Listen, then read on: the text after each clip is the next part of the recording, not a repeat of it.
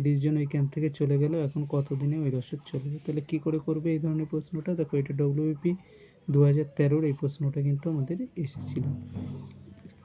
তাহলে কী ছিল? প্রথমে ছিল 95 জনের কত দিনের খাবার ছিল? 200 দিনের খাবার ছিল।